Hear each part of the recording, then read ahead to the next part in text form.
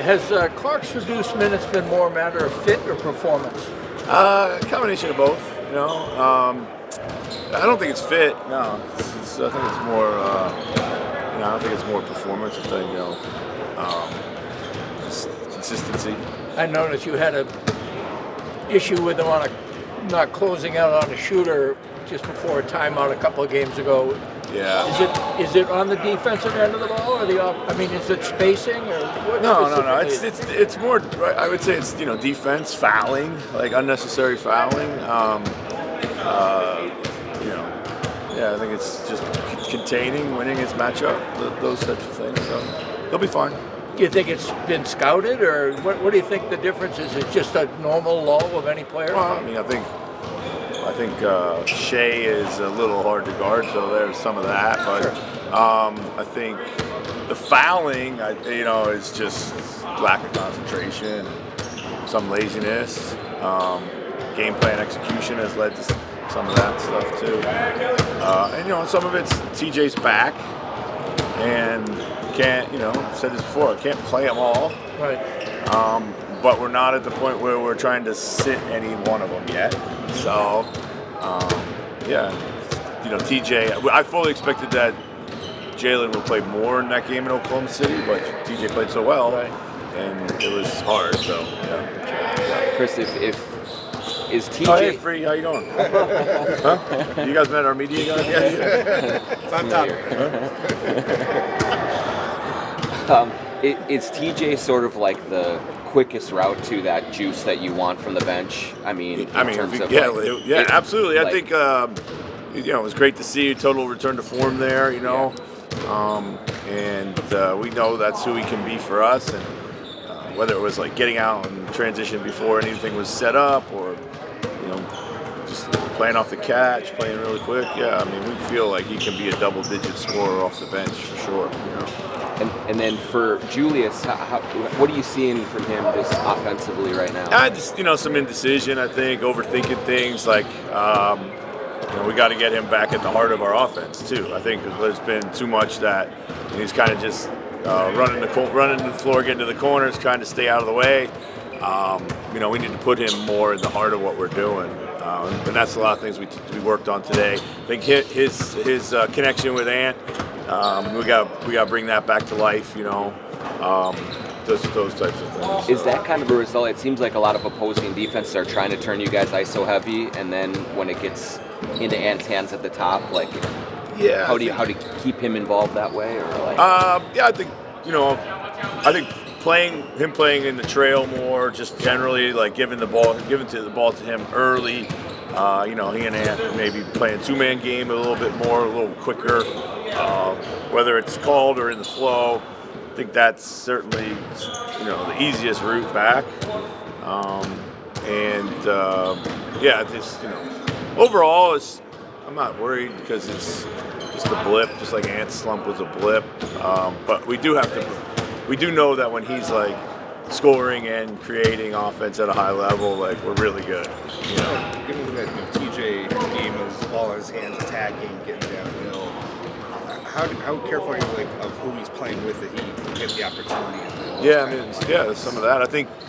Ideally, I guess you want to play with where he'll have more chance to do that, but also he's got to learn not to defer so much too. He's got to just kind of do his thing, and we'll all benefit from that. I think there's times in transition where he'll unnecessarily pass backwards, which is probably the last thing you want him to do, because you want him to keep going forward. How much of the start do you just chalk up to he was playing through the injury? You told us he was struggling with it. TJ? TJ, yeah. A lot of it. I think he's a tireless worker. He literally I think he gets confidence and comfort from all the work that he puts in outside of practice, and there's a ton of it. I think some of that work led to the injury. So even before that was coming, we had to dial back some of the work. So he probably kind of lost some of that mojo that he gets from doing all that work. It's kind of a balance thing here. So, and then I think his early season struggles were related to fouling. was fouling a lot defensively, so he'd have to come out or just, struggled there. So, but offensively, I'm not worried. So. The last couple games in the fourth quarter, you went with, Ant and Julius both on the bench for kind of that stretch at the beginning of it. Yeah. And more of just the ball in Rob's hands. Is that just kind of a increase in confidence of like Rob, Nas, those guys being able to lead a unit like that? Or well, we've kind of long had success with the Nas, Rudy, whomever lineup. Mike is oftentimes in there too. Might be Rob for moments because that's try to maybe pair up Rob and Rudy. So that that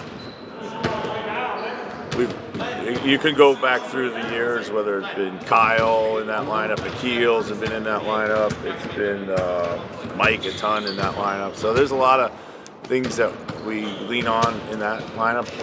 So they've been doing a pretty good job of finding good offense, really. So.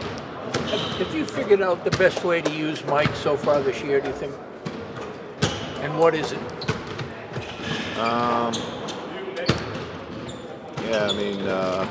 need to probably, we talked the other day, and I need to kind of get him back in the game, in the last couple of minutes a little bit more. So, right now we're just trying to live with our new reality. Right. You've got so many ball-centric players that he has to sacrifice that. Is he, to the point where he's a dynamic catch-and-shoot three-point shooter, right, and a decent chase defender still. Oh, he's absolutely, yeah. I mean, that's been his role here for 2 years now, really. Right. Since Julius got here, just been way more of a kind of off-the-ball guy, but you still need his steadiness on the ball, the ability to direct the offense through him, pick and roll with Rudy, which has always been good. So, it's but what we felt like was the first 6 minutes of each half, he was running up and down and wasn't really touching the ball much. So, why waste those minutes? Right. So we just got to keep kind of like blending these things until we find the right rhythm. Now TJ's back, it adds another layer to it all, but and these guys got to learn to play basketball without Mike Conley on the floor too. He turned down a couple of threes at He OKC. Did. Yeah. It's not like him. No, but I think he did that in the spirit of moving it on to the next guy, which is what people do that have a high emotional intelligence. The shift of Ant kind of taking on more point guard duties this year, was this something you were prepared for in the offseason, or is it just a natural evolution as you've gotten more into the season, figure out what the team has needed through the first 20 games or so? A little combination of both, I think. We didn't redesign our offense or anything like that, but I think it was just something that we saw as maybe the best version for this team, or the way for this team to start the season. We can always flip back, and so you'd rather flip back when you have a body of work to evaluate rather than guess that something might happen mid-season. So, Cool. Thanks, Chris. All right, thanks, John.